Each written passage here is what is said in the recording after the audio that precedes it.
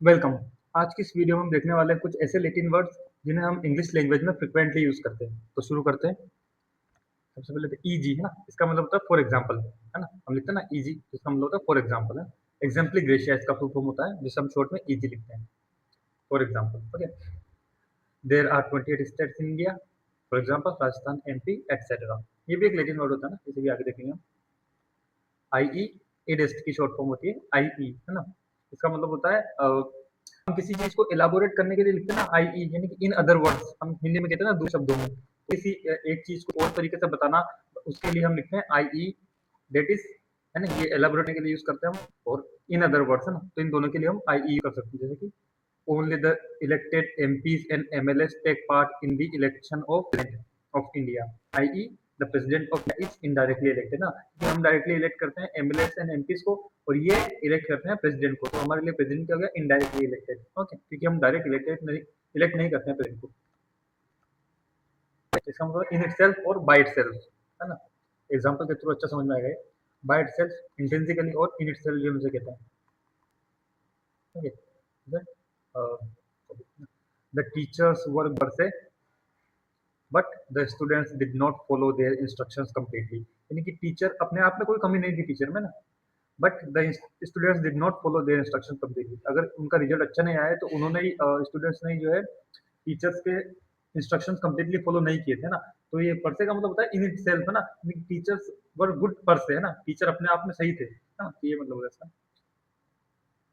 Next one, ad hoc, यानी कि किसी स्पेशल पर्पस के लिए या स्पेसिफिक पर्पस के लिए करते हैं तो होता है एडोक, है ना, for a specific purpose. Ad hoc जजेस were appointed for this case in high court, यानी कि किसी केस में हाई कोर्ट में अगर जजेस की कमी हो जाए, उस स्पेशल पर्पस के लिए या स्पेशल केस के लिए अगर कोई जज होता है, हम कहते हैं एडहोक जजेस। जैसे आपने देखी पार्लियामेंट में कमिटीज होती है ना, तो कुछ स्टैंडिंग कमिटीज होती है, उनमें कुछ तो परमानेंट होती है, जैसे कि पार्लियामेंट्री अफेयर कमिटीज, है ना।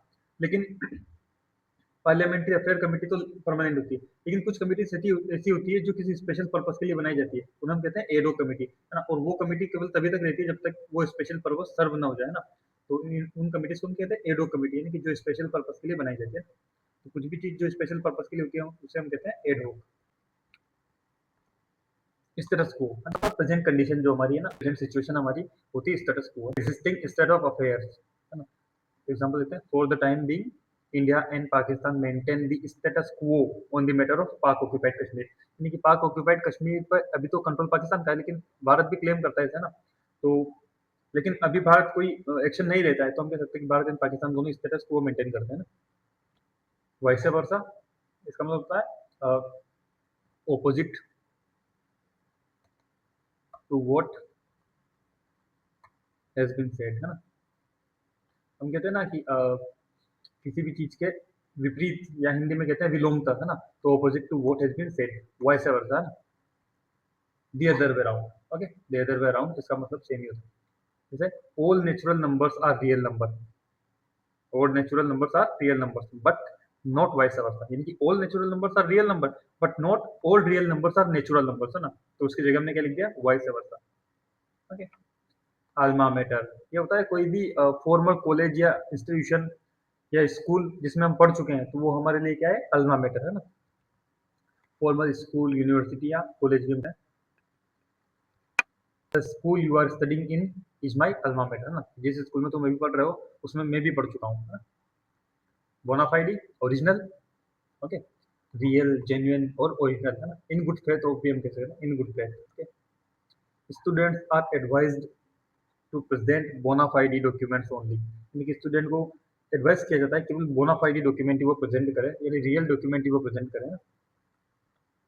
डिफेक्टो, इसका मतलब इनरियलिटी, है ना। इनफैक्ट, और इनकी मेन कॉज भी हम कह सकते हैं, जैसे कि अगर किसी चीज के होने के लिए बहुत सारे कारण है, लेकिन अगर कोई मेन रीजन हो तो उसे हम कहते हैं डिफेक्टो रीजन, तो ये है ना। डी जुरे, इसका मतलब होता है बाय लॉ या by the authority of law, है ना। बाय लॉ और by the authority of law. While the PM is the de facto head, the president of India is D जुरे हेड ऑफ इंडिया, यानी कि जो हमारा president होता है वो कॉन्स्टिट्यूशनल हेड होता है ना। कॉन्स्टिट्यूशन तो प्रेसिडेंट ऑफ इंडिया को हेड बताता है, लेकिन हमारा जो एक्चुअल हेड होता है वो तो प्राइम मिनिस्टर ही होता है। तो प्राइम मिनिस्टर क्या हो गया, de facto head. while the president is de jure because it is from the authority of law, or it is by the authority of law designate the post as the head of the country. Okay. Pro rata, इसका मतलब था इन proportion to something या proportionally, है ना? जैसे आपने देखा होगा कि हम इन्वर्टर की बैटरी पे देखते हैं ना प्रोराटा वारंटी। प्रोराटा वारंटी का मतलब ये होता है कि वारंटी का जो भी क्लेम है वो 100% कंपनी नहीं देती है ना, उसका कुछ परसेंटेज बायर को भी पे करना पड़ता है ना? सपोज अगर 60 मंथ की वारंटी है तो उनमें से कुछ 60 मंथ तक जो भी वारंटी है ना उसका कुछ परसेंट जो क्लेम है वो कंपनी देती है, बाकी बायर को देना पड़ता है ना। तो देखते हैं इसका मीनिंग प्रो राटा, है ना, यानी कि प्रोपोर्शनली और in proportion to something. Okay, in proportion, जैसे कि the benefits of part time job are paid on pro rata basis, यानी कि आप जितना काम करोगे उतने ही आपको बेनिफिट्स मिलेंगे ना। तो आपके जो बेनिफिट्स हैं वो आपके वर्क आवर के या वर्क टाइम के इन प्रोपोर्शन में है। Okay, so next one, per capita in person per person, है ना? In India, per capita income is very less than what which prevails in Nordic countries. Simple. Priori, देखो इसमें priori में क्या होता है, प्रायर आप वर्ड ध्यान रखें तो आसान होगा याद करना। प्रायरी ना, इसमें प्रायर आ रहा है तो प्रायरी का मतलब होता है कोई भी ऐसी नॉलेज या कोई भी ऐसा डिसीजन जो पहले हो चुके किसी डिसीजन या पहले हो चुके किसी घटना पर आधारित हो, है ना? फ्रॉम अर्लियर रीजनिंग, जैसे यूजिंग अर्लियर और रीजनिंग टू डिसाइड समथिंग, है ना? तो किसी भी चीज को पहले हो चुके किसी इंसिडेंट को बेस बनाते हैं तो उसे हम कहते हैं अप्रायरी नॉलेज, है ना? जैसे या अप्रायरी ना, the judgment of the court was a priori, यानी कि कोर्ट की जजमेंट जो है किसी अर्लियर जजमेंट पे आधारित है ना? पोस्टीरियोराई उसमें क्या था, प्रायर था, इसमें क्या है, पोस्ट है ना? तो ये बाद में होगा। तो कोई भी ऐसी नॉलेज जो किसी एक्सपेरिमेंट या जो हम कहते हैं ना, हमें किसी एक्सपेरिमेंट या एक्सपीरियंस के बाद हमें मिलती है उसे हम कहते हैं अपोस्टीरियोराई, है ना? तो पोस्ट याद रखना कि कोई एक्सपेरिमेंट या एक्सपीरियंस के बाद हमें मिलती है तो उसे हम कहते हैं पोस्टीरियोराई, फ्रॉम एक्सपीरियंस और एक्सपेरिमेंट। एग्जांपल देखें, knowledge that can be deduced only from an experiment और observation is a posteriori knowledge, है ना? सॉरी, ठीक है, is a posteriori knowledge. Okay, next one, outside the human body, जैसे आपने सुना होगा इनविट फर्टिलाइजेशन, उसमें क्या होता है, फर्टिलाइजेशन शरीर के बाहर होता है टेस्ट ट्यूब में, है ना? तो ये बनता है, तो इसे हम क्या कहते हैं, इनविट्रो फर्टिलाइजेशन। और इससे जो बेबी बनता है बाद में उसे हम क्या कहते हैं, टेस्ट ट्यूब बेबी, है ना? इन ग्लास, इन ग्लास इसलिए क्योंकि टेस्ट ट्यूब क्या होती है, ग्लास की होती है ना, तो इसे इन ग्लास भी कह सकते हैं। Outside the living body, example देखते हैं, in vitro fertilisation can be done for the couple having problem with fertilisation, है ना? तो कोई भी कपल जो फर्टिलाइजेशन में प्रॉब्लम फेस कर रहा है उनके लिए ये प्रोसेस यूज की जा सकती है। इन विवो, ये इसका ऑपोजिट है ना इन विट्रो का। इन विट्रो क्या था, आउटसाइड द ह्यूमन बॉडी, ये होता है इनसाइड द लिविंग ऑर्गेनिज्म और इनसाइड द लिविंग बॉडी, है ना? विद इन सॉरी, है ना? Okay okay, within a living organism और within a living body, है ना? The doctor successfully performed an in vivo cancer treatment, simple, in body, है ना?